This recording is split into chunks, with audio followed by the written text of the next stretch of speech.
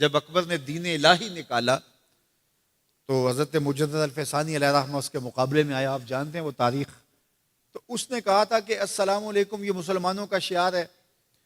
تو ایک نیا لفظ لے کر آتے ہیں. جب بھی کوئی کسی کو ملے تو اس کو کہے اللہ اکبر, وہ بھی جواب میں کہے اللہ اکبر. یہ اپنی طرف سے وہ نئی چیز لے کر آیا. لیکن اسلام نے السلام علیکم کیوں رکھا ہے؟ تو اس کا ایک فلسفہ ہے, اور وہ کیا کہ جب کوئی مسلمان کسی دوسرے مسلمان کو ملے تو وہ کہے السلام علیکم. اس کا مطلب ہے تیرے اوپر سلامتی ہو. تو گویا وہ ضمانت دے رہا ہے کہ میرے بھائی, تیری جان, تیرا مال, تیری آبرو, تیری عزت میری طرف سے محفوظ ہے. میں تجھے ضمانت دیتا ہوں سلامتی کی. اور وہ آگے سے کیا کہتا ہے؟ وعلیکم السلام. اچھا تو اگر مجھے ضمانت دیتا ہے تو تو میری طرف سے بے فکر ہو جا. تیری آبرو میری آبرو ہے, تیری عزت میری عزت ہے, تیرا مال میرا مال ہے, اس لیے میری طرف سے تجھے کوئی فکر نہیں ہوگی. اب ایک دوسرے سے انہیں خطرہ نہیں ہونا چاہیے, ایک دوسرے کو ضمانت دے چکے ہیں, عہد کر چکے ہیں. اور اگر ہم سلام بھی لیں اور جڑیں بھی کاٹ دیں تو میاں ہم نے سلام لیا ہی نہیں, ہم نے منافقت کی تھی. حضور نے فرمایا افشوا السلام, تو میں سلام کو پھیلاؤ. یعنی سلام کو پھیلاؤ گے تو امن پھیلے گا. سلام سلامتی سے ہے, یہ آپ امن دیتے ہیں. ہارون الرشید کے زمانے میں ایک شخص کو سزائے موت کا حکم ہو گیا. تو اس قیدی سے پوچھا سزائے موت سے قبل تیرا آخری حق. اس نے کہا کہ میں بادشاہ سے ملنا چاہتا ہوں. انہوں نے کہا ٹھیک ہے. بادشاہ کو کہا کہ سزائے موت کا قیدی ہے, تو وہ کہتا ہے میں بادشاہ سے ملنا چاہتا ہوں. بادشاہ نے کہا لے آؤ.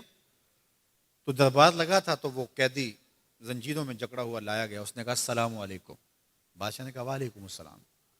آخری خواہش پوری ہو گئی. جلاد لے جانے لگے, قتل کرنے لگے. کہا تو مجھے قتل نہیں کر سکتے. کہا کیوں؟ کہا بادشاہ نے میری ضمانت دے دی ہے, مجھے آزاد کر دیا. بادشاہ نے کہا میں کب کی ہے؟ کہا تم نے کہا نہیں وعلیکم السلام, تمہیں سلامتی ہو. تو جس کو تم سلامتی کہہ چکے ہو تو کیا اس کے اوپر سزا ہو سکتی ہے؟ تو بادشاہ مسکرانے لگا, کہا جاؤ میں نے اس کو آزاد کیا.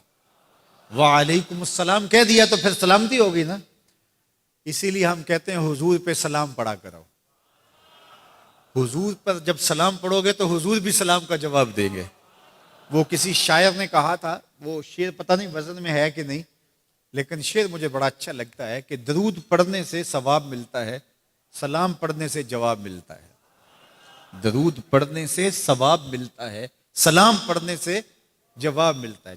تو ہمارے جو لفظ ہیں ان لفظوں کے پیچھے ایک فلسفہ ہوتا ہے. تو فرمایا المسلم من سلم المسلمون من لسانہ و یدہ, اور یہ ہم نے اپنے اولاد کو بچپن سے سکھانا ہے.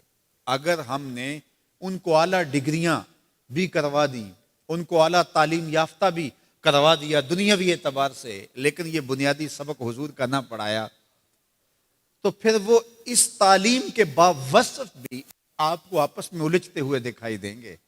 اعلیٰ ڈگریوں کے باوجود بھی آپ ایک دوسرے کا گریبان ان کو نوچتا ہوا آپ دیکھیں گے, اس لیے کہ انہوں نے اسلام کا یہ بنیادی سبق تو ماں کی گود سے پڑھا ہی نہیں ہے.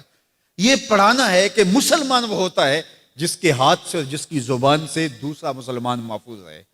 مجھے بتاؤ, جس کو یہ سبق اس کی ماں نے پڑھایا ہو, جس کو سبق اس کے باپ نے پڑھایا ہو, تو وہ کسی مومن کی ماں کو گالی دے سکتا ہے, کسی کے باپ کو گالی دے سکتا ہے, کسی کا گریبان پکڑ سکتا ہے, کسی کو تھپڑ مار سکتا ہے, کسی پہ زیادتی کر سکتا ہے؟ کبھی نہیں کرے گا, اس لیے کہ اس کو حضور کا فرمان یاد ہے کہ مسلمان ہوتا ہی وہ ہے جس کی زبان اور ہاتھ سے دوسرے محفوظ ہو. ہم نے یہ سیکھنا ہے اور اپنے عمل کے اندر اس کو داخل کرنا ہے کہ ہمارے رویے اتنے خوبصورت ہوں, ہمارا طرز زندگی اتنا خوبصورت ہو کہ ہمارا پتہ چلے کہ ہم حضور کے غلام ہوتے ہیں. ہمیں خوبصورت رویوں کا درس دیا گیا ہے, ہمیں خوبصورت رویوں کو اختیار کرنے کی تعلیم دی گئی ہے. تو ہم اپنے آپ کو دیکھیں اور ہم اپنے دل کو صاف کریں, اپنی زبان کو صاف کریں, اپنی آنکھوں کو پاکیزہ بنائیں, اپنی سوچوں کو عفت دیں, اور دیکھیں کہ ہم کھڑے کہاں ہیں. جس کے 2 دن برابر ہیں, آج کا اور کل کا, تو وہ خرابی پہ ہے. سرخرو وہ ہے کہ جس کے دونوں دنوں کے اندر واضح فرق ہو, ہر لمحہ اس کا بہتری کی طرف چلا جا رہا ہو, تو وہ ترقی کی طرف ہے, ورنہ وہ تنزل کا شکار ہو رہا ہے. تو ہمیں یہ سبق دیا گیا کہ قد افلح من تزکا, کامیاب وہی ہوا جس نے اپنے من کو ستھرا کیا, اپنے باطن کی صفائی کی, اپنے اندر کو پاک کر